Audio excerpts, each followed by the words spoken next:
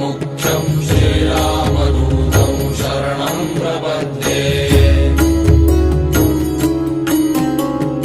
मनोजवं मारुततुल्यवेगं जितेन्द्रियं बुद्धिमतां वरिष्ठं वातात्मजं वानरयूथमुख्यं Shriram